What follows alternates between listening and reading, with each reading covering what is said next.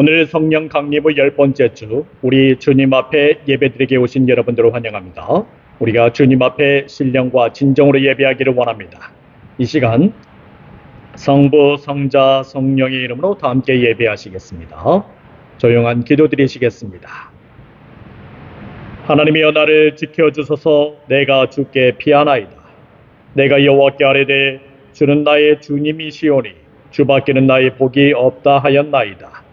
땅에 있는 성도들은 존귀한 자들이니 나의 모든 즐거움이 그들에게 있도다. 아멘. 우리 다 함께 자리에서 일어나 찬송가 210장 부르시겠습니다.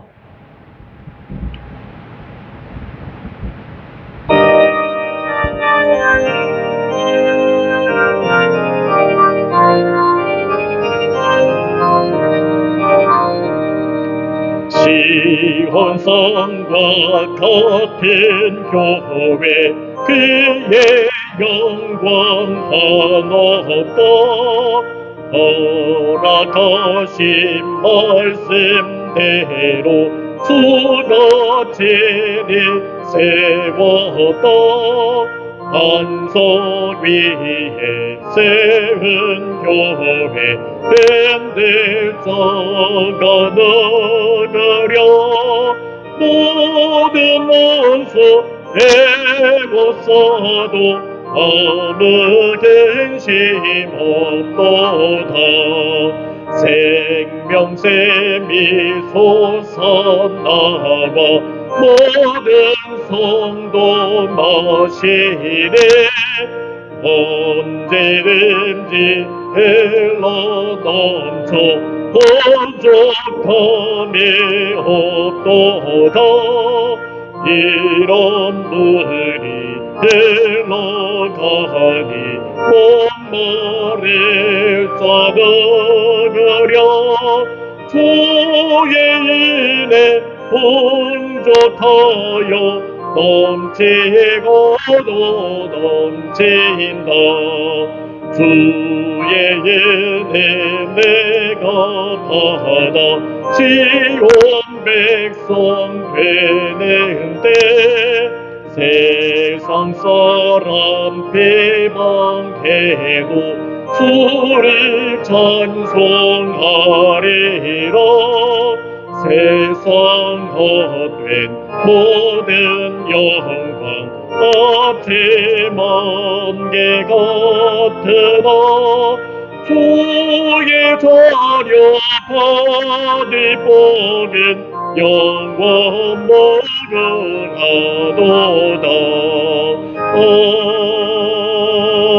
아멘. 우리 다 함께 사도심경하심으로써 우리의 신앙을 고백하겠습니다. 전능하사 천지를 만드신 하나님 아버지를 내가 믿사오며 그 외아들 우리 주 예수 그리스도를 믿사오니 이는 성녀로 잉태하사 동정녀 마리아에게 나시고 본디오 빌라도에게 고난을 받으사 십자가에 못 박혀 죽으시고 장사한 지 사흘 만에 죽은 자 가운데서 다시 살아나시며 하늘에 오르사 전능하신 하나님 편한데 계시다가 저리로서 산자와 죽은 자를 심판으로 오시리라. 성령을 믿사오며 거룩한 공예와 성도가 서로 교통하는 것과 죄를 사하여 주시는 것과 몸이 다시 사는 것과 영원히 사는 것을 믿사옵나이다. 아멘. 우리 다 함께 교독하시겠습니다. 49번 시편 108편으로 같이 교독하시겠습니다. 하나님이여, 내 마음을 정하여 싸우니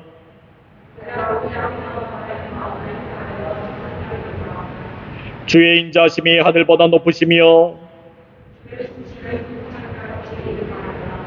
하나님이여, 주는 하늘 위에 높이 들리시며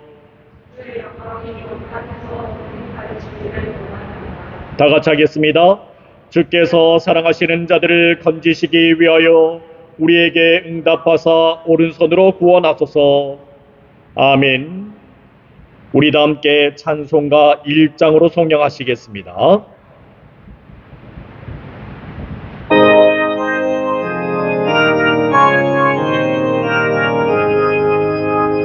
만복의 근원 하나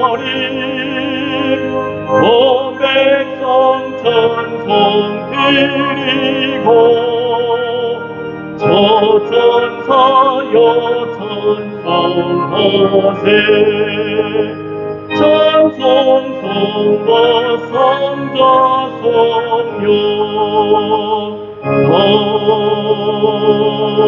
아멘. 자리에 앉아주시기 바랍니다. 우리 다 함께 주님께서 가르쳐주신 기도 드리시겠습니다.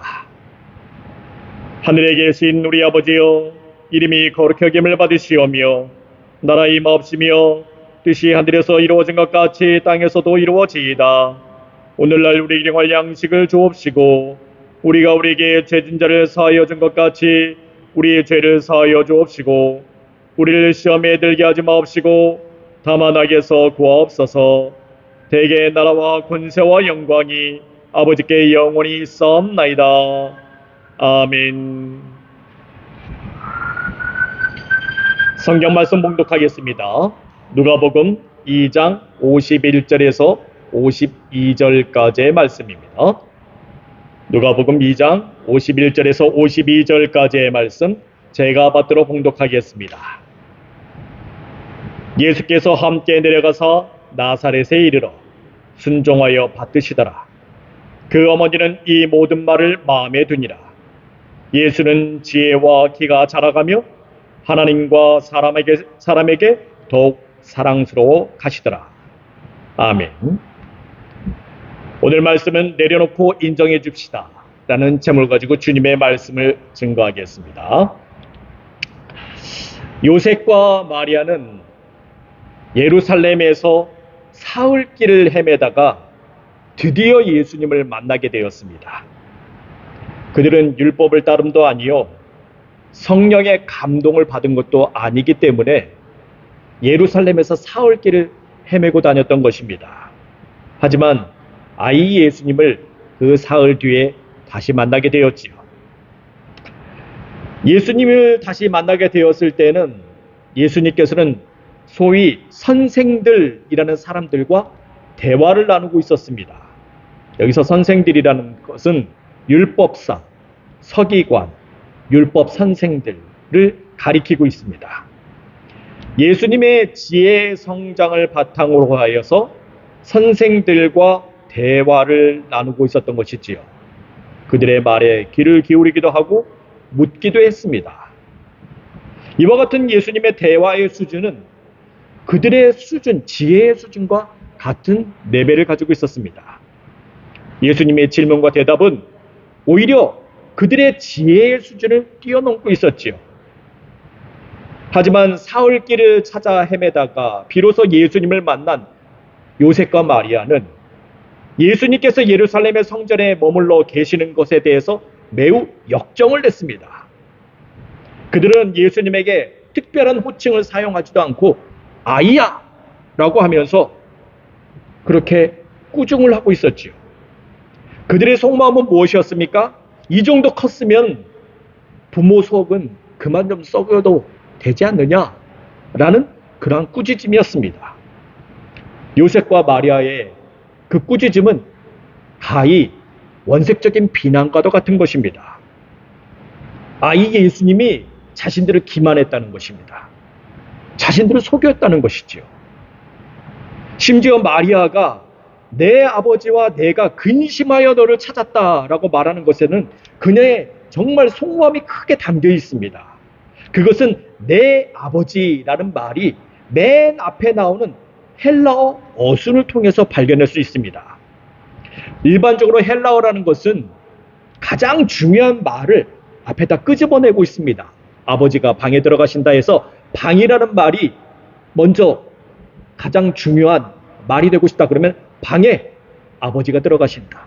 들어가신다는 말이 더 중요하다 그러면 들어가신다 아버지가 방에.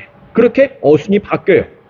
지금 마리아가 내 아버지가 내 아버지와 내가 라는 그 어순을 가지고 있을 때 그것은 내 아버지라는 말이 뭔가 큰 비중을 차지하고 있음을 보여주고 있는 것입니다. 그래서 그 의미를 좀 살펴본다고 하면은 사실 아이 예수님은 요셉의 친아들이 아니지요. 마리아는 요셉과 동침하기도 전에 예수님을 낳았습니다. 물론 그것은 성령으로 잉태된 것입니다. 이러한 사실을 마리아가 아무리 요셉에게 말을 한다 하더라도 요셉은 거기에 대해서 알 턱이 없지요. 그럼에도 불구하고 요셉은 마리아가 낳은 아기 예수님을 호적에 올려놨습니다. 다윗의 자손으로서 그 아이를 키워내 나갔지요. 요셉은 아기 예수님을 자신의 친아들로 받아들였습니다. 아기에 대하여 아버지 역할을 똑똑히 그리고 확실하게 하고자 했습니다. 때로는 요셉이 아버지 역할에 대해서 좌절할 때도 있었습니다. 하지만 요셉은 여기에 굴하지 않고 신앙이라는 이름으로 아기 예수님에 대해서 아버지의 역할을 제대로 감당했습니다. 특히 12년 동안 매해 6월절이 되면 아이를 데리고 나사렛에서 예루살렘까지 올라갔다라는 그 말에서 그가 얼마나 믿음으로 그 모든 것들을 버텨내 나갔는지 이 부분에서 확인할 수 있습니다. 이러한 사실들을 가장 잘 알고 있는 사람이 누구입니까? 마리아이지요. 요셉이 참 힘쓰고 애쓰고 있구나 라는 것을 마리아는 너무나도 잘 알고 있었습니다. 그러한 가운데 아기 예수님을 잃어버렸습니다. 사흘길을 찾아 헤매다가 그렇게 예루살렘 성전에서 아기 예수님을 찾게 되었습니다. 마리아는 제일 먼저 요셉에게 가장 미안한 마음이 들었습니다. 그래서 마리아는 예수님, 소년 예수님에게 내 아버지라는 말을 사용하면서 원색적인 비난을 했던 것입니다. 그러나 마리아는 예수님의 지혜가 어디에서 나온 것인지 알아야만 합니다. 예수님의 지혜의 성장, 예수님의 지혜의 충만에 따라서 지금 예수님은 어디에 머물고 계셔야 되는지를 마리아는 알아야 되는 것입니다. 요셉과 마리아는 뼈 빠지게 고생하고 마음고생 다 해가면서 아이 예수님, 유아 예수님, 소년 예수님을 키워낸 것만 생각하는 것이 아니라 진정으로 예수님의 지혜의 근본이 어디서 왔는지 그 지혜의 근본에 따라서 예수님은 지금 어디에서 머물고 있어야 되는지를 그들은 파악할 수 있어야 되는 것이지요. 그래서 예수님께서는 요셉과 마리아에게 얘기를 합니다. 내가 내 아버지 집에 있어야 될 줄을 알지 못하셨나이까? 라고 말하는 것이죠. 여기서 중요한 것, 그것은 무엇입니까? 내 아버지입니다. 나의 아버지가 중요한 것이지요. 마리아와 요셉은 너의 아버지라고 말을 하고 있지만 예수님은 하나님께서 바로 나의 아버지다라고 얘기를 하고 있는 것입니다. 현실 세계에서는 부모가 아이를 키웠다고 말을 하지만 실제로 나이와 몸의 성장, 지혜의 성장은 하나님께서 하신 것입니다. 우리는 내가 힘들고 어렵게 마리아와 요셉처럼 뼈 빠지게 고생하고 마음고생 다 해가면서 읽어놓은 것들, 그것을 뭐라고 얘기합니까? 내 것이라고 얘기를 하지요. 우리는 내 것을 수년 내지는 수십 년 동안 애지중지해가면서 정성을 다해 키워나간 것을 바로 내 것이라고 얘기를 합니다. 그러나 그것은 내 것이 아닙니다. 그것은 나의 하나님 아버지의 것입니다. 나의 하나님 아버지께서 키워주시고 일궈주시고 가꿔주시고 먹여주시고 입혀주셨습니다. 그래서 우리가 머물러야 할 곳, 우리가 있어야 할 곳이 어디입니까? 나의 하나님 아버지의 집이어야만 합니다. 나의 귀하고 소중한 것은 어디 있어야 됩니까? 나의 하나님 아버지 집에 있어야 합니다. 여러분들, 예수님께서 하나님 아버지 집에 머물러 계신 것은 바로 이와 같은 이유에서입니다. 물론 그렇다고 해서 우리가 항상 하나님 아버지 집에 머물러 있을 수는 없습니다. 그것은 예수님도 마찬가지였지요. 51절의 말씀을 보면은 예수님께서도 계속해서 예루살렘 성전에 머물러 있었던 것은 아닙니다.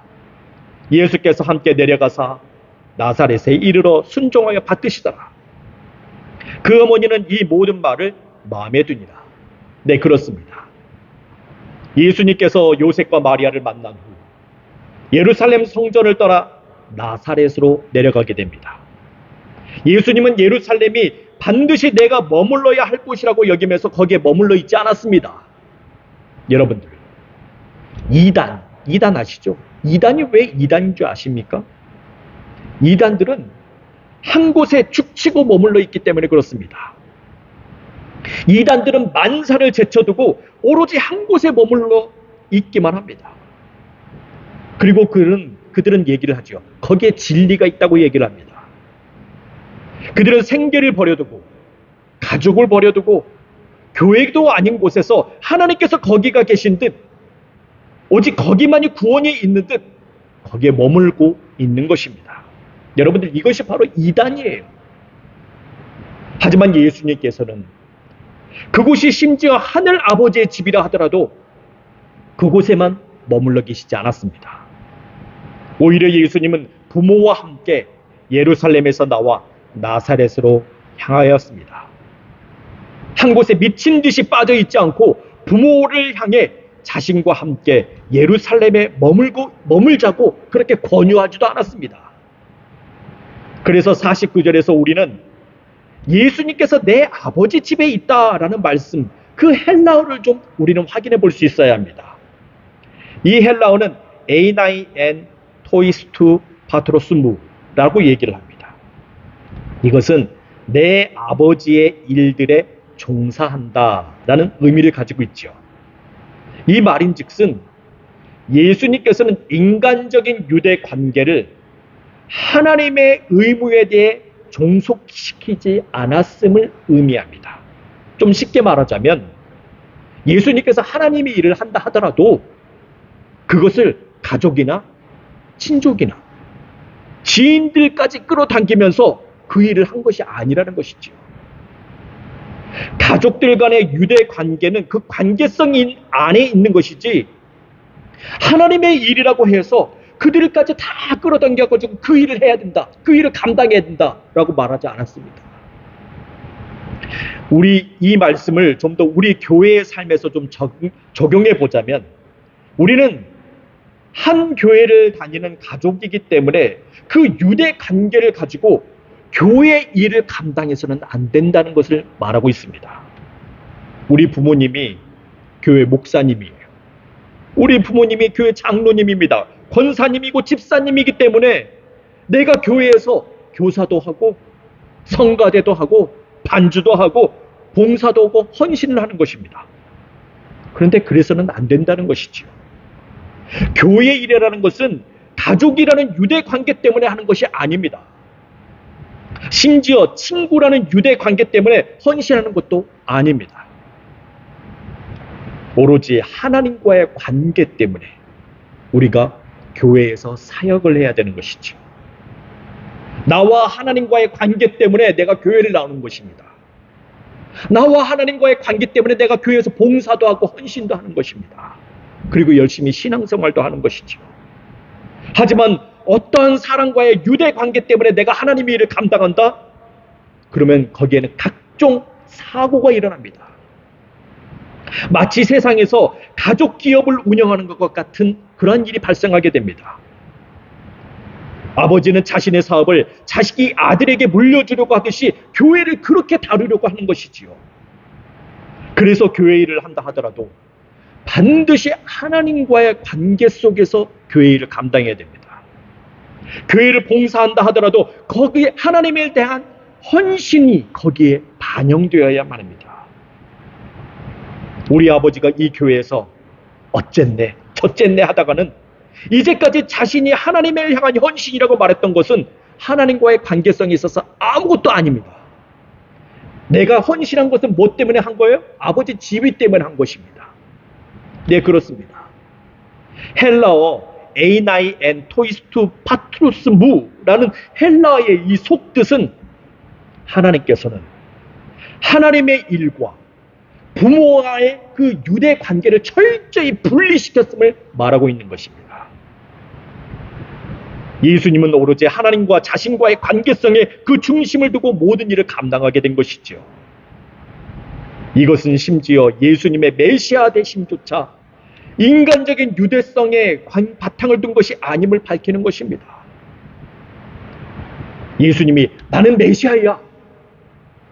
그리고 특권을 가졌어. 난 메시아로서 특권을 가졌어. 그래서 당신들도 요셉과 마리아에게 얘기하는 것이죠. 당신도 예루살렘 성전에 머물러야 돼 라고 말하지 않았습니다. 예수님께서는 자신의 메시아 되심과 가족과 철저히 분리를 시켰어요.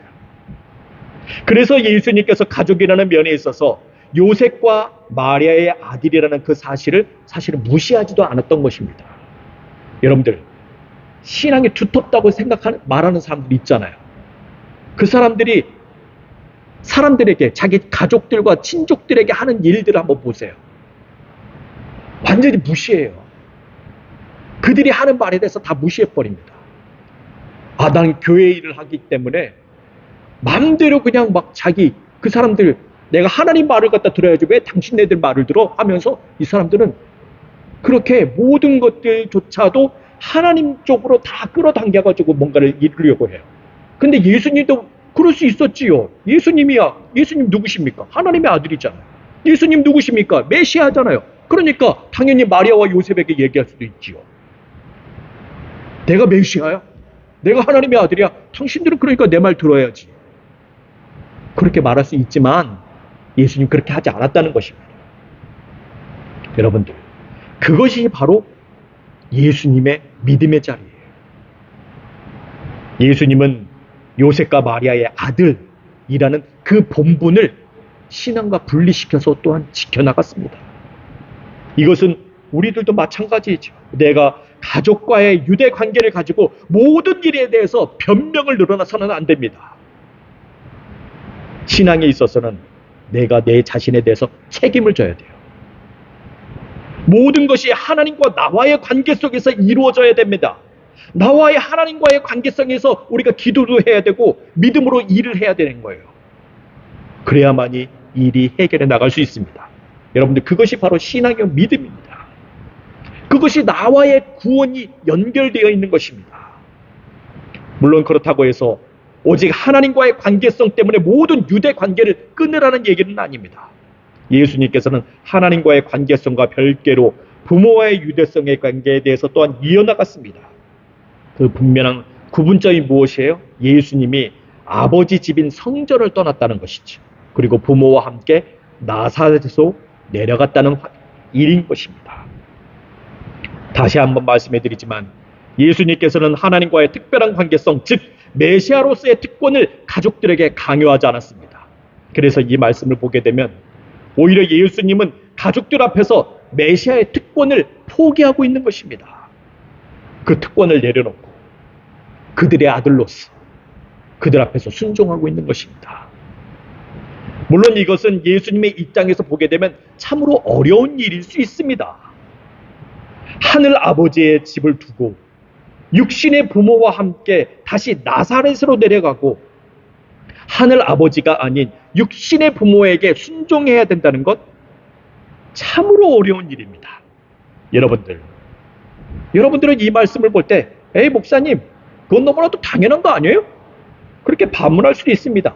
하지만 진정으로 우리가 신앙에 들어가게 되면 하나님을 내 아버지, 참 아버지로 모신 자들에게 있어서는 그것은 정말 어려운 일입니다.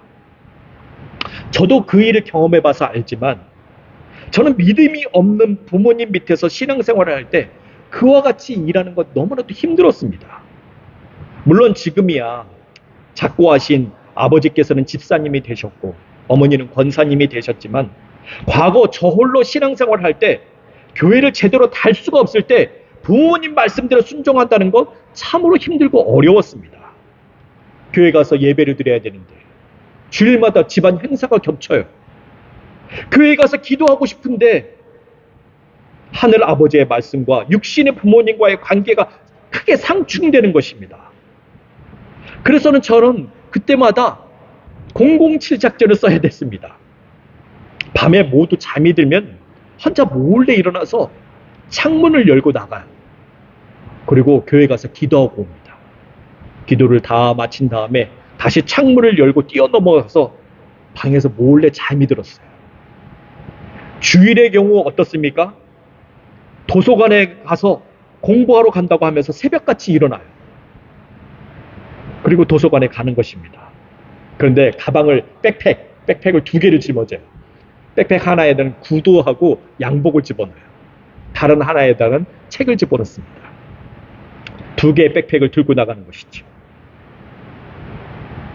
예수님께서도 하늘 아버지의 집을 두고 나사렛으로 내려가 부모에게 순종했다는 말은 바로 이와 같은 상황을 말하는 것입니다. 여러분들, 예수님께서 십자가에 달리실 때 가장 힘들었던 것이 무엇인 줄 아십니까? 그것은 하나님과의 관계가 끊어지는 것이었습니다. 예수님께서 채찍에 맞고 가시관을 쓰시고 십자가에 못 박히는 그 고통을 당하시는 것보다 더 큰 고통이 있었습니다. 그게 무엇입니까? 십자가에 매달리는 동안 하나님과의 관계가 끊어지는 것입니다. 그런데 지금 예수님께서 하늘 아버지 집을 뒤로 하고 육신의 부모를 따라 나서야 된다는 것 참으로 힘든 고통이지요. 그럼에도 불구하고 예수님께서는 그 고통을 오롯이 다 견뎌나가면서 나사렛으로 내려갔습니다. 부모에게 순종을 했지요. 물론 요셉과 마리아는 불신자는 아니었습니다. 그들도 하나님을 믿는 자들이지요. 섬기는 자들이지요. 마리아 요셉은 천사도 만났습니다. 천사를 통해서 하나님 말씀도 들었습니다. 목자들의 증언과 천군 천사들의 찬송도 들었습니다. 그러한 마리아와 요셉, 그 부모로서 나사렛으로 가자라고 말을 한다면 정말 그것은 더 어려운 일이지요. 부모가 불신자도 아니고 신앙이 있는 자들인데 그들의 말에 순종하지 않는다는 것은 마치 하나님의 말씀에 순종하지 않는 것과도 다름없었습니다. 차라리 부모가 불신자라서 박해와 핍박을 받는다고 생각하면서 순교의 신앙을 가지고 믿음을 지켜가는 것이 차라리 좋은데, 그게 아니라 신앙의 부모 앞에서 자신의 신앙이 절대적으로 말을 한다면 그것은 오히려 교만이라고 말할 수 있죠. 그래서 예수님은 그들에게 대들거나 반항하지도 않았습니다. 묵묵히 하늘 아버지 집을 떠나 메시아로서의 그 특권은 내려놓은 채 신앙의 부모님의 말씀대로 순종하였습니다. 물론 이 모든 말과 일어나는 모든 일에 대해서 마리아가 그것을 마음에 두었습니다. 마리아는 예수님의 모든 말과 행동이 그저 질풍노도의 시절에 겪는 일종의 객기라든지 혈기라고 여기지 않았습니다. 그녀는 예수님의 그 행동과 말에 대해서 마음에 하나하나 차곡차곡 새겨두었습니다. 담아두었습니다. 잊어버리지 않았습니다. 여러분들, 이것이 바로 복음입니다. 이것이 예수님의 소년기 시절의 복음이라고 말할 수 있습니다. 에이 목사님, 복음은 복음이지 뭐 소년기 시절의 복음이 어디 있다고 얘기하십니까? 라고 물을 수 있지요. 그러나 소년기 시절의 복음은 매우 중요한 요소를 담고 있습니다. 소년기 시절의 복음은 예수님의 공생의 사역을 준비하는 복음이라고 말할 수 있습니다. 심지어 예수님의 부활 이후 초기 교회 시대의 삶과 연결되어 있습니다. 사도행전 1장 14절의 말씀을 보게 되면 여자들과 예수의 어머니 마리아와 예수의 아우들과 더불어 마음을 같이하여 오로지 기도에 힘쓰더라라는 말씀이 있습니다. 이 말씀인즉슨 오순절 성령의 역사로 인해서 교회가 세워지고 있는데, 이 성령의 역사 가운데 누가 있습니까? 예수님과 어린 시절부터 함께하고 있던 가족들이 여기에 들어가 있습니다. 물론 우리가 보았듯이 예수님은 철저하게 하나님과의 관계와 가족들과의 유대 관계를 연결하지 않았어요. 별개로 해놨습니다. 예수님께서는 인간적인 유대 관계를 하나님에 대한 의무로서 종속시키지 않았습니다. 오로지 가족과의 유대 관계는 별개로 하나님과 나와의 관계만 집중하셨지요. 그러나 마리아가 그렇게 모든 것을 다 내려놓으신 그 소년 예수님의 복음을 마음에 두었다는 것입니다. 그리고 그녀는 자신뿐만이 아니라 예수님에게 아우들, 동생들에게도 예수님의 소년기 시절의 복음을 받아들이도록 했습니다. 그녀는 예수님이 어떠한 분인지 항상 예수님의 동생들, 아우들에게 얘기를 했지요. 마리아는 이렇게 얘기했을 것입니다. 저분이 바로 메시아다. 저분이 바로 하나님의 아들이다. 야, 너희들 그냥 형, 오빠, 그게 아니야. 저분은 바로 하나님의 거룩하신 분이야. 나시린으로서 하나님께 받침이 되신 분이야 라고 마리아는 계속해서 얘기했던 것이죠. 그렇게 함으로써 그들도 예수님의 소년기 시절의 복음을 받아들이도록 했습니다. 그들은 그렇게 받아들임으로써 예수님에게 함부로 하지 못했지요. 물론 마리아도 자기가 어머니라고 해서 함부로 하지 않았습니다. 그녀는 오롯이 예수님의 소년기 시절의 그 복음을 받아들인 것이지요. 이러한 일이 후에 초기 기독교 시대에 중요한 한 획을 긋게 됩니다. 예수님의 동생 중에 한 명이 있어요. 야고보라는 사람이 있죠. 젖동생이죠. 이 사람이 훗날 사도들 중에 감독이 됩니다. 수장이 돼요. 프레지던트가 돼요. 이 사람이 바로 예루살렘 사도회의를 이끈 초대 감독, 예수님의 젖동생인 야고보입니다. 사도행전 15장에서는 이 사람이 훗날 베드로를 파송해요. 예수님의 수제자인데도 불구하고 이 야고보가 예루살렘 사도회의를 주장하면서 베드로를 파송합니다. 누구도 파송한지 아십니까? 바울도 파송해요. 이 사람이 바로 예수님의 젖동생인 야고보입니다. 예수님의 소년기 시절의 복음이라 하더라도 그것을 마음에 두는 것입니다. 네, 그렇습니다. 마리아는 모든 말을 마음속에 반복함으로써 그 모든 말을 마음에 두었고 52절의 말씀으로 이어지고 있습니다.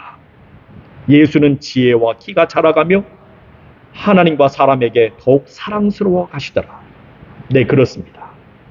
비록 소년 예수님의 복음이라 하더라도 그 모든 말을 마음에 두고 있으니 예수님의 지혜와 키가 자라가며 하나님과 사람에게 더욱 사랑스러워 가시는 것입니다.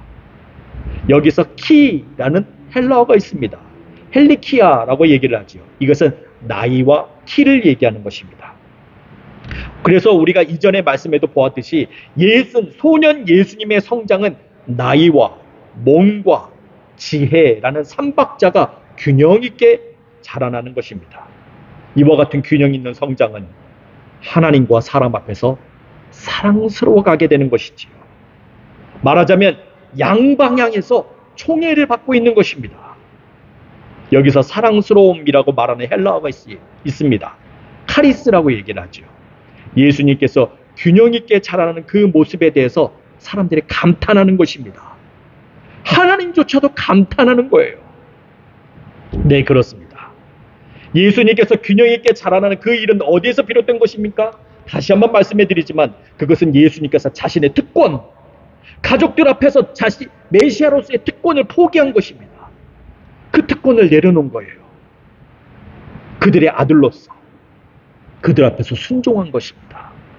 이것이 사람들 앞에서 사랑스러워가는 것이 되는 것입니다. 또한 예수님의 소년 시절의 복음에 따라서 마리아는 그것을 마음에 두고 그 복음을 마음속에서 계속해서 반복해 나간 것입니다. 이것이 바로 하나님 앞에서 사랑스러워가는 일이 된 것이지요. 우리도 마찬가지입니다. 우리도 우리 자신의 것을 온전히 내려놓음으로써 여러분들 사람들 앞에서 사랑스러워갈 수 있습니다. 또한 사람들은 그 내려놓음을 계속해서 인정해 주는 것입니다. 그것을 마음에 또한 두는 것이에요. 그렇게 하면 무엇이 됩니까? 하나님 앞에서 사랑스러워가는 것입니다.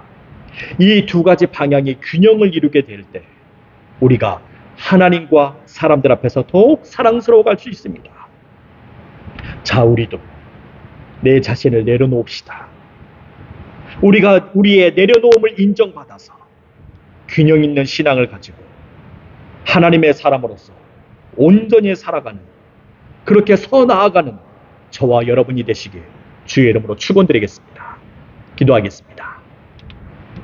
주님, 우리가 내 자신을 내려놓게 하여 주시옵소서. 그리함으로써 사람들 앞에서 사랑스러워가게 하시고, 또한 나의 내려놓음을 사람들이 인정하게 하여 주시옵소서. 그리할 때 하나님 앞에서 사랑스러워가게 됨을 믿습니다. 균형 있는 신앙으로 하나님의 사람으로서 온전히 살아가게 하여 주시옵소서. 예수 그리스도의 이름으로 기도합니다. 아멘. 우리 다 함께 찬송가 383장 1절 부르면서 주님께 봉헌하시겠습니다.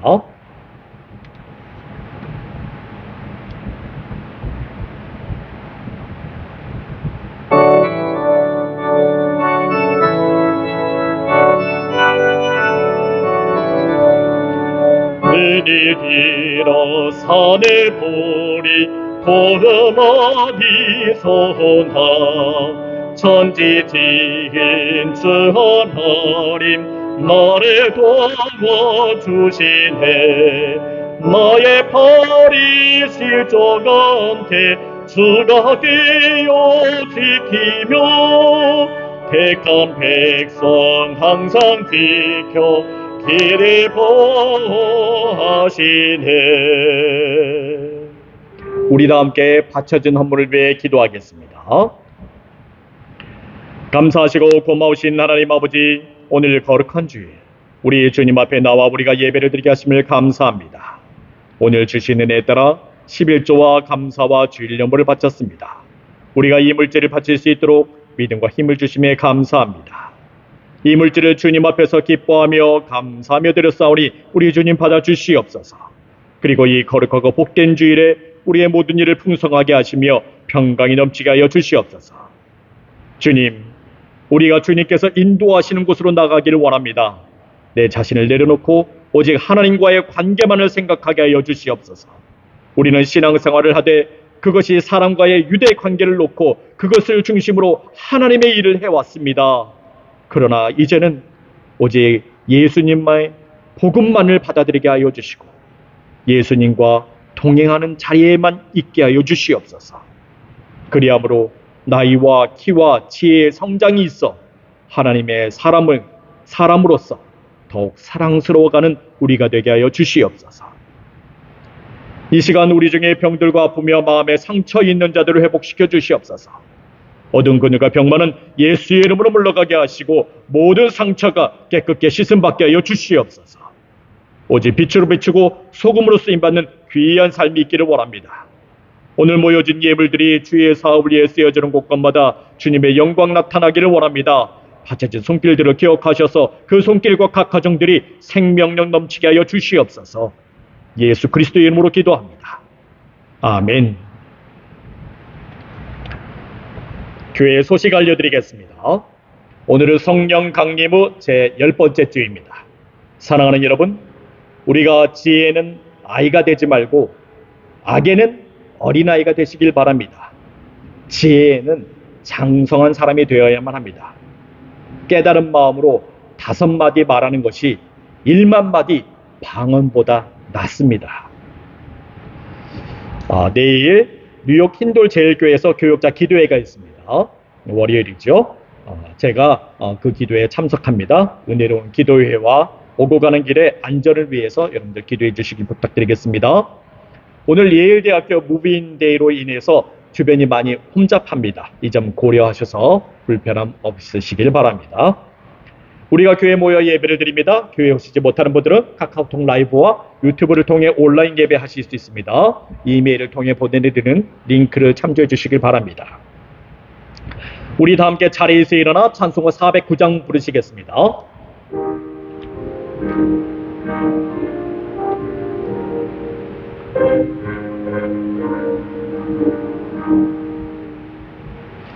너의 기쁨은 사랑해 주님께 있사오니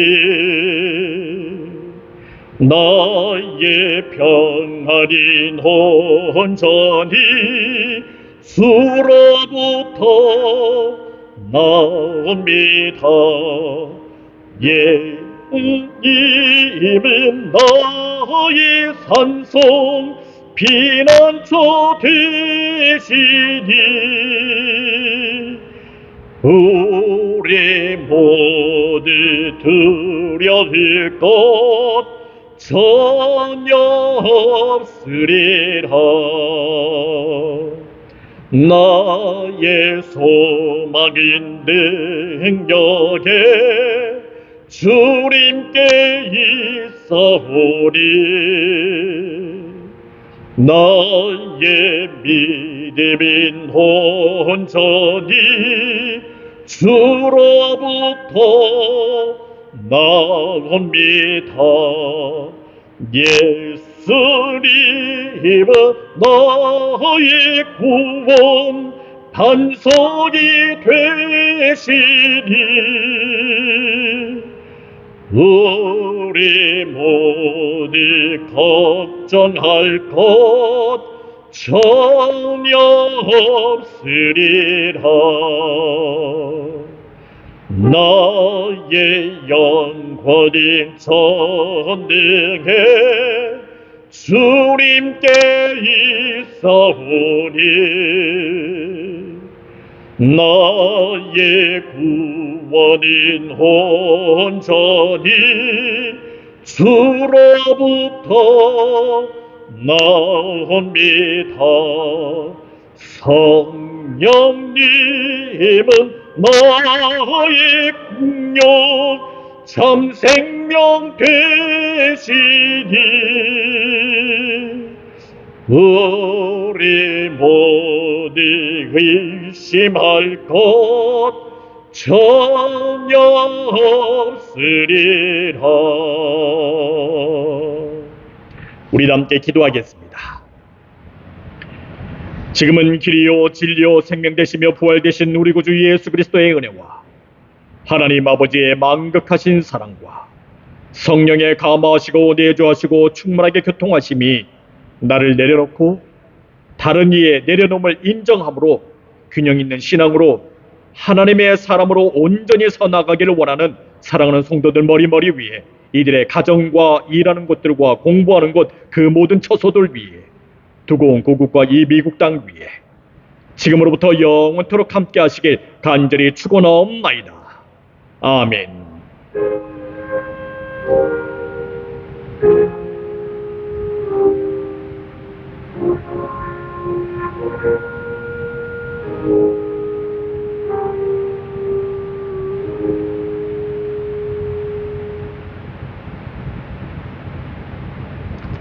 감사합니다. 예배 마쳤습니다. 나가실 때 저기